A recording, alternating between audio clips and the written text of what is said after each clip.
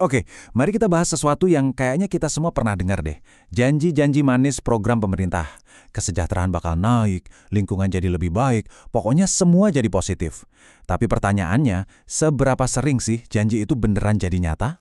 Nah, ini dia pertanyaannya. Nusuk banget ya kan?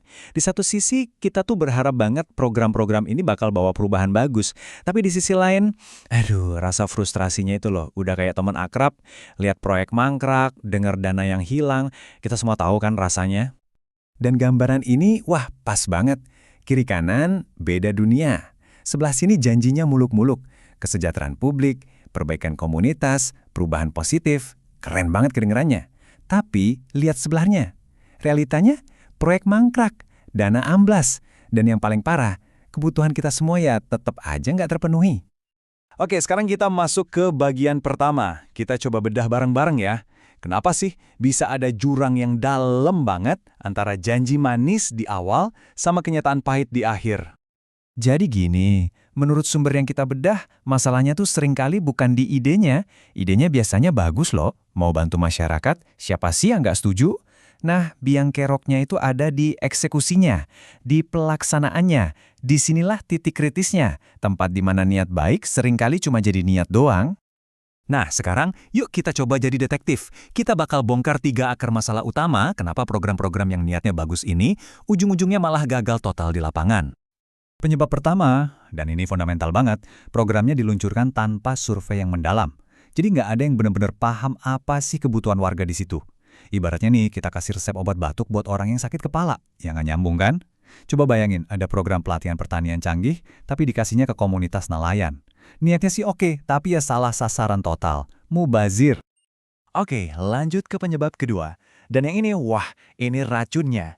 Ketika program yang harusnya buat kita semua, malah jadi komoditas politik. Komoditas politik itu apa sih? Gampangnya gini, program publik yang tujuannya bukan lagi buat kebaikan kita semua, tapi jadi alat buat balas budi ke pendukung politik atau malah buat nyusahin lawan politiknya. Jadi kepentingan publik itu nomor sekian. Yang penting politik dulu, ini sudah jelas pengkhianatan amanah ya kan? Dan yang ketiga, ini juga penyakit lama. Pejabatnya lebih fokus ke pencitraan, bukan hasil. Yang penting kelihatan kerja, kelihatan sibuk, populer di media. Soal programnya beneran berguna atau enggak, atau malah cuma buang-buang uang negara, itu urusan nanti. Pokoknya popularitas nomor 1. Oke, udah cukup ngomongin masalahnya. Kita nggak mau cuma ngeluh kan? Sekarang kita balik haluan. Kita ngomongin solusi. Dan bagian ini penting banget. Karena ini tentang gimana kita, sebagai warga biasa, justru bisa jadi kunci perubahannya. Dengerin deh. Ini poin yang kuat banget. Kekuatan buat mendorong perubahan itu ada di tangan kita, publik. Percaya deh, perubahan sejati itu nggak akan turun dari langit kalau nggak ada dorongan kuat dari bawah. Jadi kuncinya ada di kita semua. Terus apa dong yang bisa kita lakuin?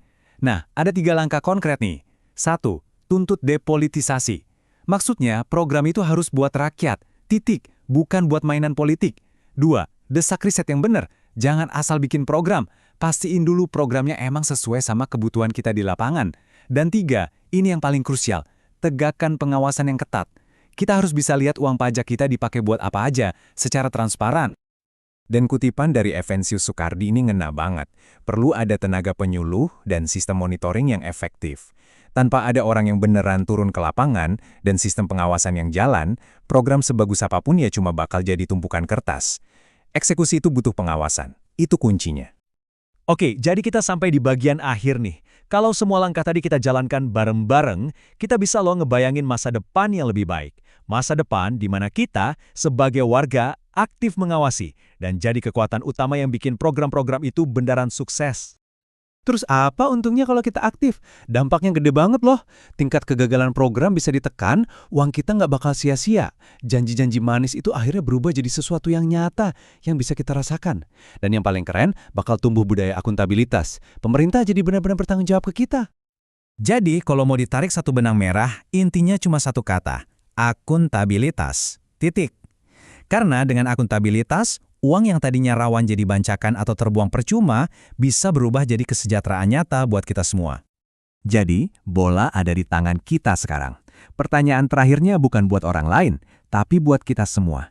Siap nggak kita bareng-bareng menuntut pertanggungjawaban mereka?